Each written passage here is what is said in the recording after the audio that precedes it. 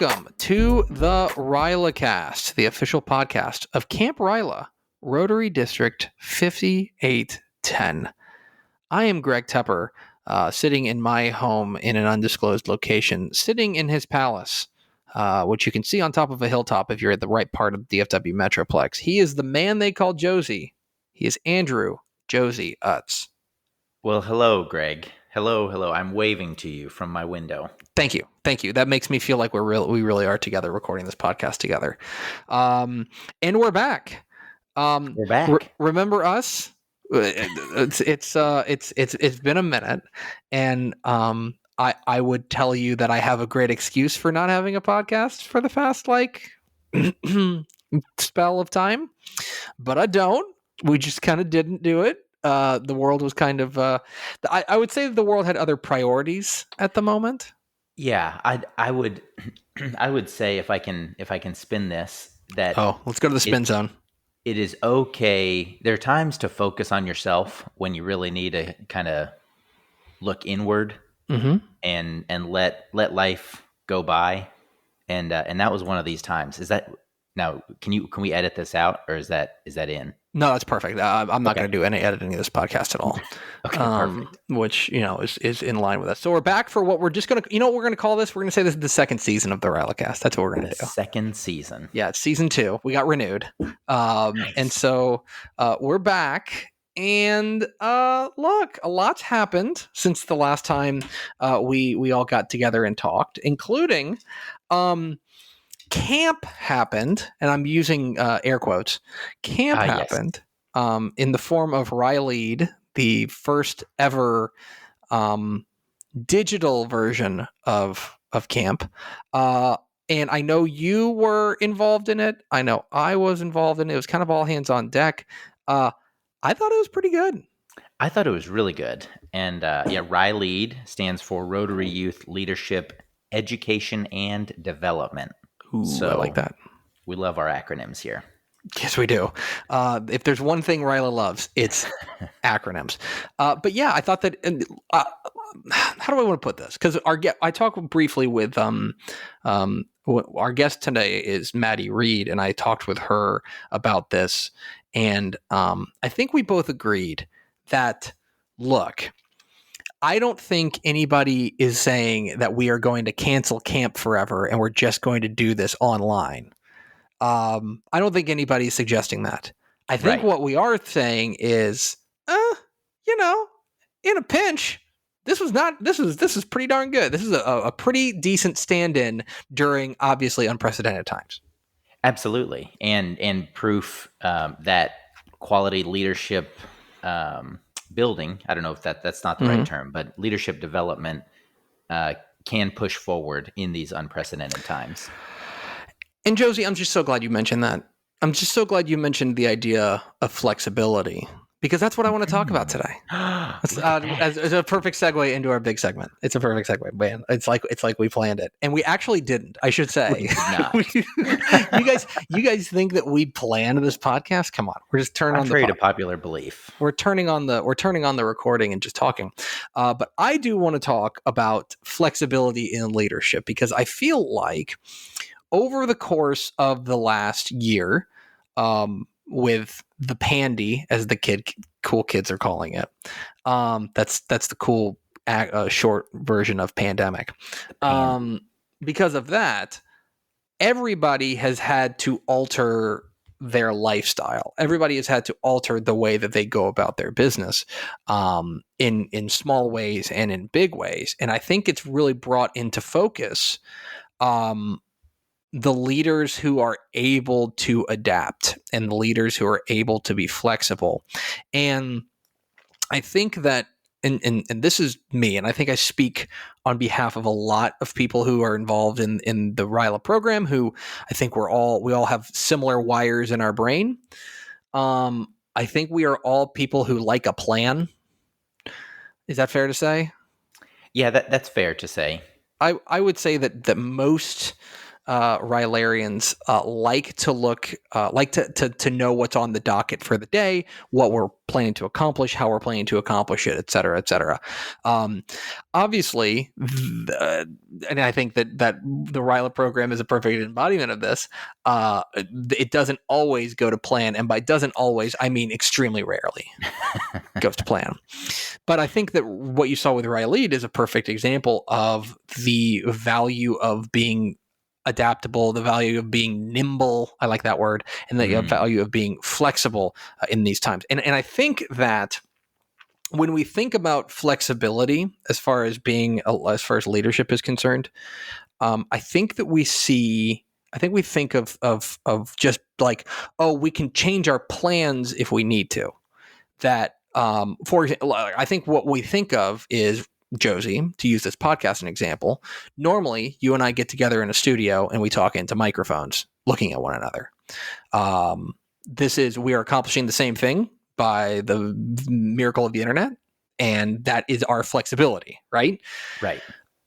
I think that I think that that's true. I would put that.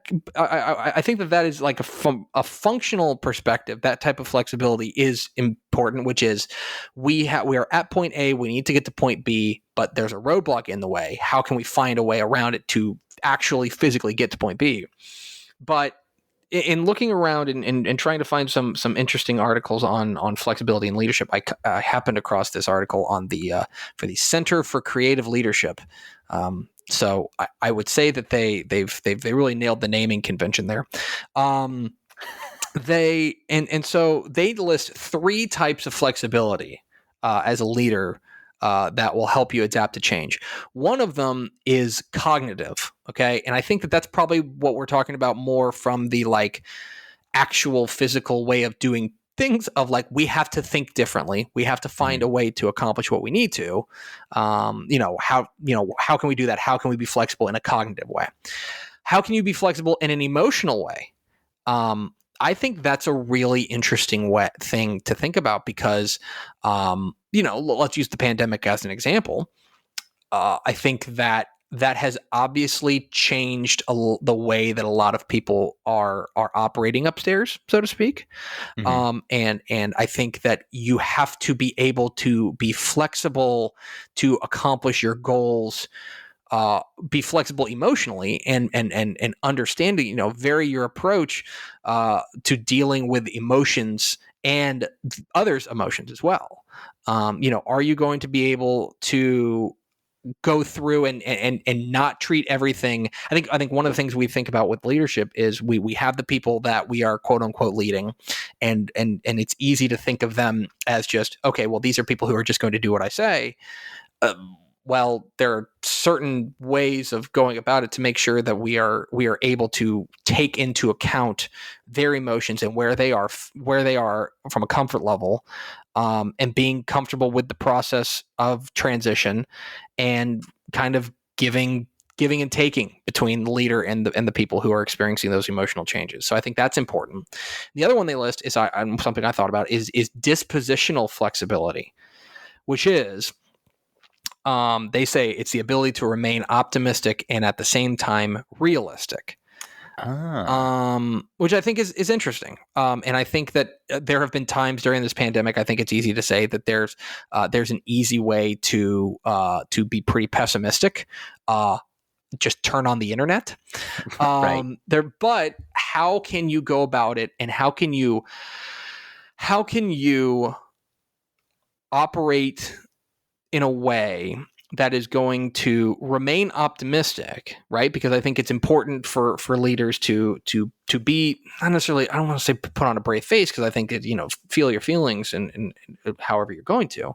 But I do think that it's going to be interesting to, how do you go about it where you can maintain some optimism while also recognizing the facts on the ground? You know what I mean? And I think a lot of that just comes down to kind of being honest with people and just saying, look, here's the situation. It's not going to be fun, but at the same time, I think we're going to be okay. I know I've had that conversation with my wife about 100 times over the course of the last, the last year or so, and we've had to tell each other that, which is, it's tough, but it's going to be okay. And so it's a matter of not being blindly positive nor pessimistic and defeatist. It's just acknowledging a bad situation, but visualizing a better future, which I think is an interesting way to think about kind of flexibility. Because I think that we think about it as, oh, we can change our plans and do things as we need to. But I think that one of the things, and to go back to what we were talking about with RYLA, one of the real triumphs I would say about this year's camp in air quotes is that we did recognize all three of those. We were flexible in all three of those ways, which is we obviously couldn't all get together and, do the human knot, right? That was not able. So we found ways to have those leadership activities without being together. That's one thing. But I think we also, in my experience with the program, we were also able to recognize the emotional changes that people were going through, as well as, trying to remain optimistic about it while also recognizing that, yeah, you know what, this is not our preferred way of doing things. We would all prefer to be at camp.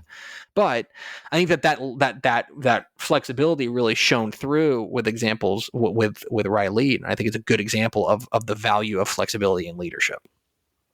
I like that. And to piggyback on the flexibility of RYLA, there was at the beginning, this was uncharted territory in terms of putting together a virtual program. But there was an in-person component that, to your point of be optimistic, but also realistic. There was an in-person of, hey, when we get to April, we're planning on this in-person thing.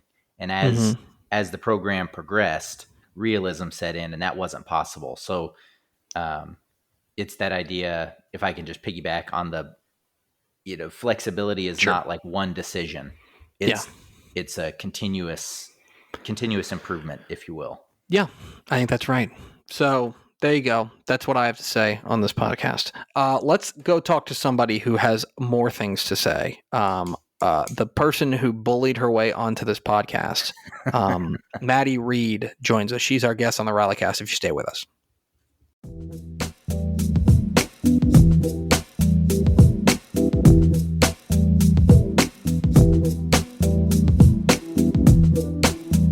Back here on the RYLACast, it is my great pleasure to welcome in the first person to ever bully her way onto the podcast. We go live, and by live I mean recorded, to Florida to talk to our good friend and our resident bully, Maddy Reed. Hi, Maddy. Hello. That is, I don't hate that title. I'll be honest. You and I have stood next to each other. I am significantly larger than you are. Part of that is that I am large. Part of that is that you are small. Yes. And yet, I do feel intimidated whenever I'm around you. Good. Then it's working. That's my goal in life, is to just intimidate other people.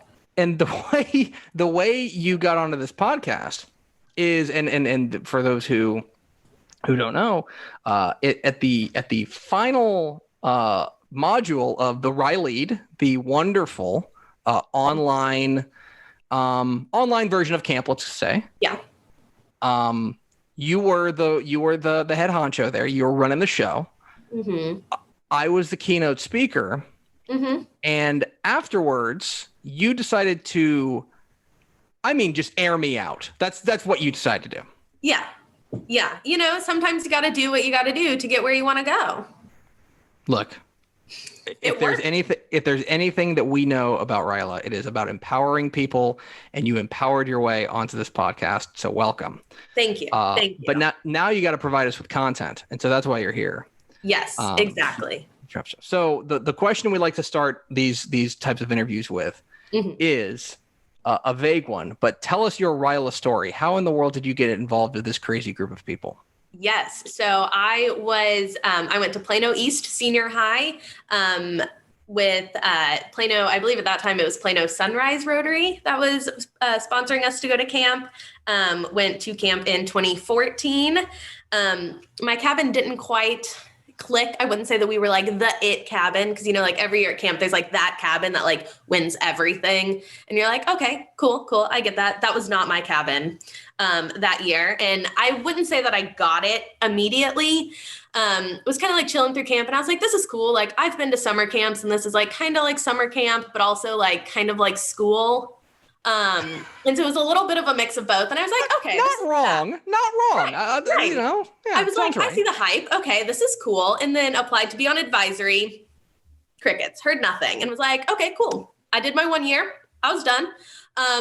Got hit up by the one and only Becca Egger in about December after camp. And she was like, hey, by the way, do you want to join advisory now? So again, just kind of muzzled my way in there. I do believe a lot of people realized that it wasn't quite for them. So they went back to the drawing board, grabbed a few more people for advisory, went back as an ACA in 2015, went back for 2-3 years after that, I believe. Never took my gap year. Was very proud of that I was not asked to take a gap year. Again, just kind of stayed around and stayed involved and got asked to come back every year. I unfortunately was not able to go back to camp in 2019 due to starting a new job. But that's when I joined forces with the RYLA social media team and was able to stay involved that way. And then obviously 2020, we didn't have camp and got to jump in full force into RYLA, and that brings us here. And I guess maybe one place I'm interested in going, because you are obviously very integral in getting RYLA to happen. And I think everyone in the world has had to, let's use the real cool phrase of pivot during the COVID-19 pandemic. And so I guess my question for you is, when you take a look at what we were able to accomplish through RYLA, what are the challenges and what are maybe the triumphs that are going to stick with you? Yeah, for sure. I will say probably the biggest challenge of all is going to come from this like all-encompassing term of Zoom fatigue that everyone has gotten, that like everything as we're talking on Zoom. Right, exactly. That everything is online and everything is virtual now. And so imagine telling all of these high school seniors that are taking all of their classes online, like, hey, do you want to do another thing that's like 6 months long and all over Zoom again, yet another? And they're like, all of their clubs have been moved online. All of their friend gatherings have been moved online. So that was definitely the biggest hurdle, was trying to get over some of that and figure out how we can make it interesting and how we can keep it engaging instead of just being another Zoom call every month kind of thing. But I think now, since we can kind of look back on it, that it's all completely over, we have hit all 6 modules and that kind of stuff, just being able to see the amount of students that were still there at the end, I think was far more than I ever thought it would be, which I don't know if that's like not putting enough trust in what we had planned, or if that was just one of those that we kind of planned for the worst and hoped for the best kind of thing. So to be able to see that many kids realized that like, hey, this RYLA thing is still pretty cool, even though it wasn't necessarily an in-person crazy week of camp of like constantly being tired and your feet hurting and not getting any sleep. So it was interesting to pull all of the summer camp out of RYLA and see what we still had left with it. Yeah. And you know, this is as somebody who was involved in the beginning and then involved in the end. It strikes me as a pretty sincere success in the sense that in talking with some of the campers and hearing from them at the end, it does feel like, yeah, I don't think RYLA is necessarily the number. I don't think anybody's like, well, we should ditch camp and we should just do this online. But I do think that it's going to go down as all things considered, a pretty darn good success. Yeah. I mean, I think it was, we took what we had and we worked with it and we're like, okay, cool. That was fun. Now camp would be great again. And we could definitely take some of the things that we have learned through the RYLA process and bring them into camp. But I definitely do believe that the whole aspect of RYLA is a very in-person kind of thing. It's a very personal experience, and doing it all over the computer was interesting for sure. But I think it definitely got us some good insights on how to be, well, and it's kind of funny because RYLA, we're like, okay, lock your phones away. And now RYLA, we're like, okay, we're going to do this all via group chat. Yeah. So it was just one of those that you're like, maybe we can bring some technology back into this. And I feel like it helps us get some ideas together for how to continue RYLA after the 1 week of camp. And so I mentioned that you guys, I mentioned that you're talking to us from Florida. What is it that you would say that you do? Okay. So I had graduated and got my dream job. And then COVID hit and I lost my dream job. So I'm not doing anything fun anymore, which a lot of people don't realize. I was working for the NBA and I don't do that anymore. So now I don't know if I can actually say this. I am a government slave. I work for the health department. So that's what I do now. Wow. Okay. So I guess, what is it? And you went to the University of Texas. I know that's something you're very proud of. Yes. Some might say obnoxious, but at the same time, I would say it's what got me through the University of Texas, being the only Hookem himself. That is, and that's kind of where I want to go with this. It was a secret for a while, but you were the Texas mascot. Yes, I was. I was Hookem, who is our plush character.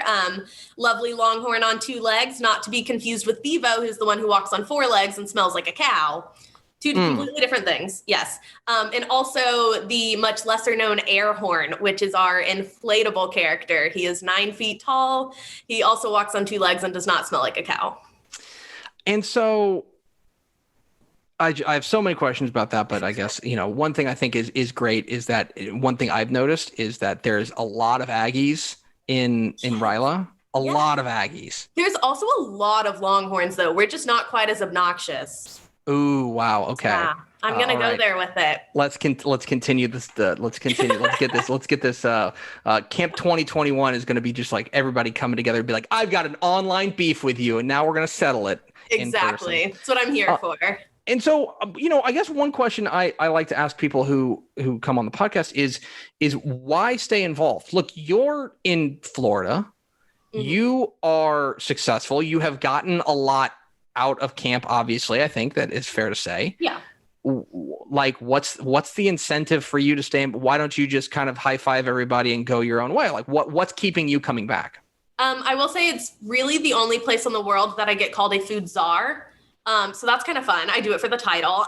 But if we're being honest, Shelby Smith once said that RYLA is full of beautiful people. And I completely agree. That has stuck with me.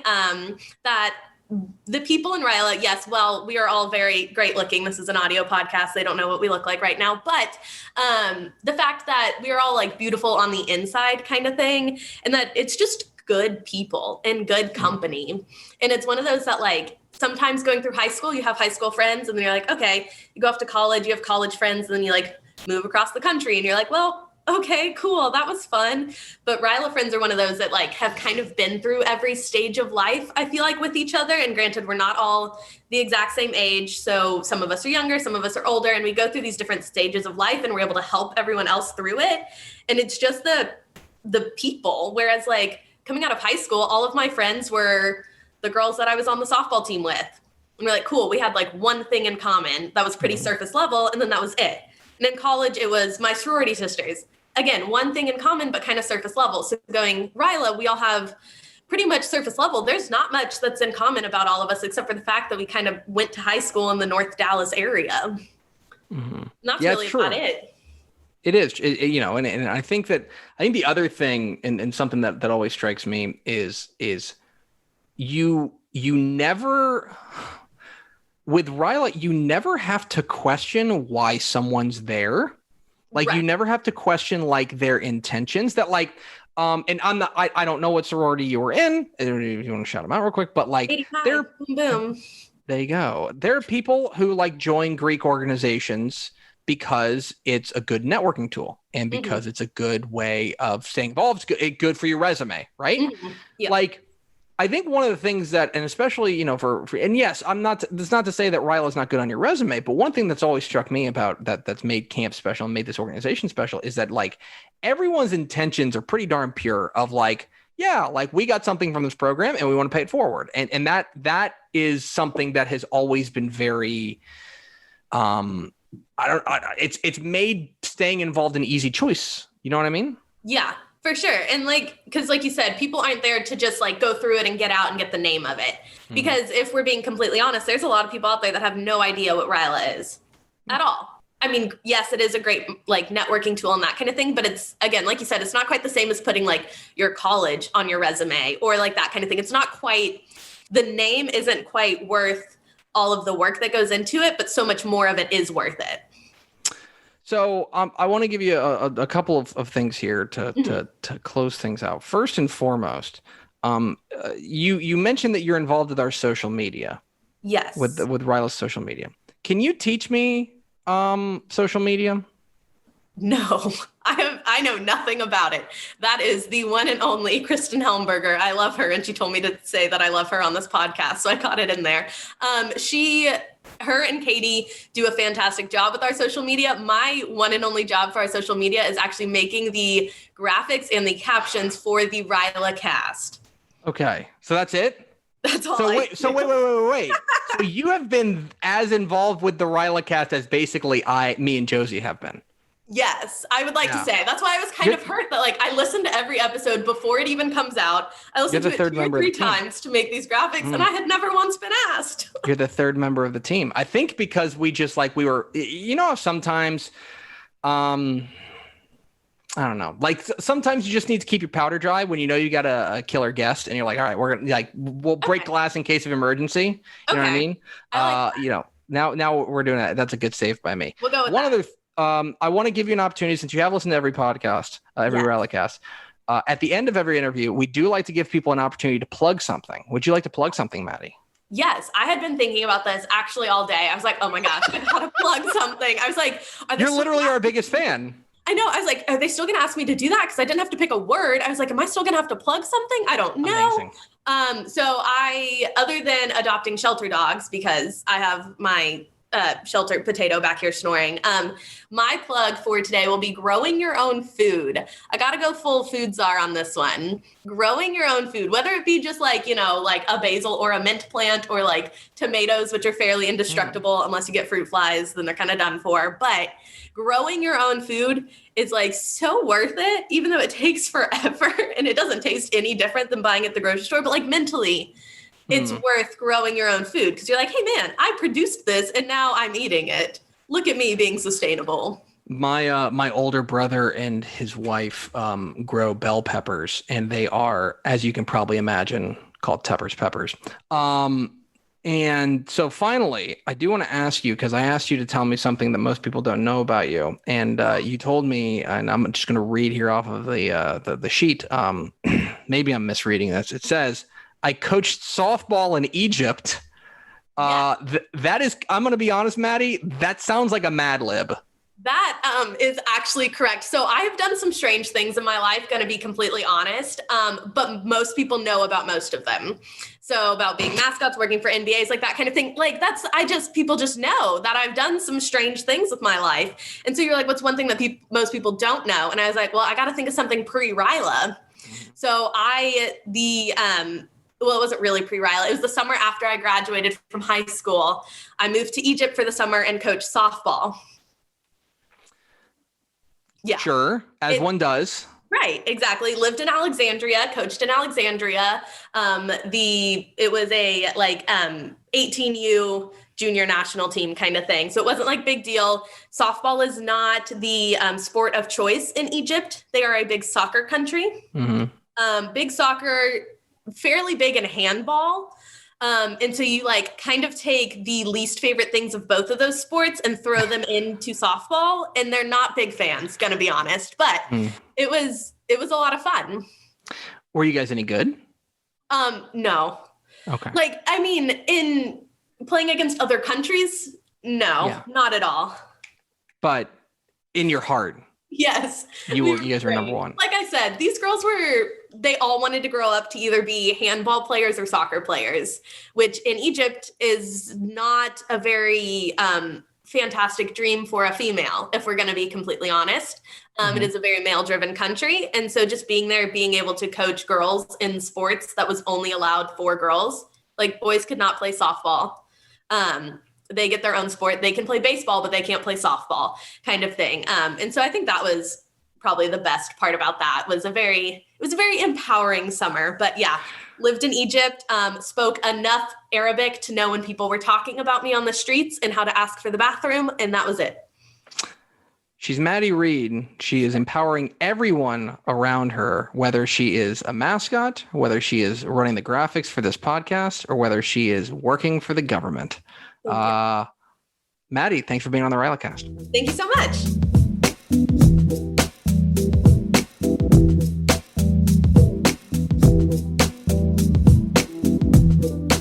And our thanks once again to Maddy Reed, our guest here on the RYLACast. I am glad that she bullied her way onto the podcast. As am I. Yes, that's it's very, very kind of her. That was a gross oversight from our booking committee. We've really got to talk with the people who book this show. Our people are going to talk to her people. Okay, and good. Maybe get like a gift basket or something to rectify the situation. Yes, perhaps a gift basket, just like an edible arrangement, something like that. No, right. All right, and now, because this is season 2, look, we went to the executives and we said, "Hey, what do you like about the podcast? What do you want to change about the podcast?" And one of the things they said, "Hey, what we need at the end of every podcast? We need a quote of the week." Which, okay, cool. The big men upstairs. They call the shots. And so, with our quote of the week, let's go to Andrew Josey. Well, thank you, Greg. And to set up the quote of the week, did you know Rotary has not one, but 2 official mottos? Boy, as somebody who hosts a Rotary adjacent podcast, it is not good for me to say, no, I didn't know that. But here I am telling you, no, I didn't know that. Well, that's okay. I did not know that either. Oh, thank God. This is a safe place. Good. We're both fired. And, we're in the sophomore slump, second season. But in trying to find a quote or motto, I stumbled upon a quote from a speech that Rotarian Arthur Frederick Sheldon delivered to the first Rotary convention in 1910. That ended up being one of the 2 Rotary official mottos. Now, for those with the bingo card at home, service above self may be the one that is top of mind. That's the OG. That's the OG. This one is one profits most who serves best. And one profits most who serves best. Right. And then that was Arthur Frederick Sheldon's quote that he basically declared that only the science of right conduct towards others pays, and business is the science of human services, which honestly was a little fancy terminology. Back in 1910, I'm probably not quite at the reading level required for understanding that, but that's my quote to leave you with this week. Okay. Is think about how you can best serve and be flexible. The first convention, which is where that quote originates from, held in Chicago, August 15th through 19th, 1910. There were 60 people in attendance. 60. It has grown since then, I would imagine. It has. It was held at the Congress Hotel on Michigan Avenue in Chicago. There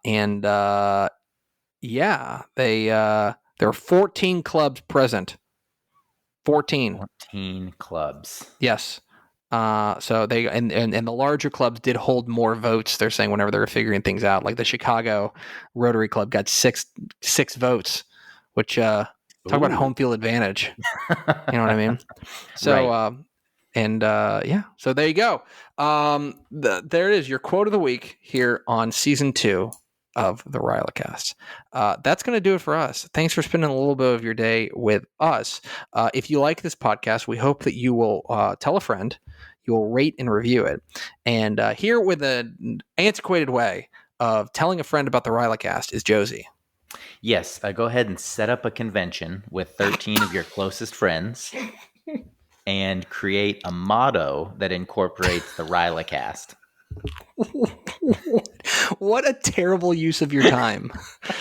Don't do that. Don't do what Josey said. Just like, I don't know, text somebody. Well, you said antiquated. We'll see you next time on the RYLACast.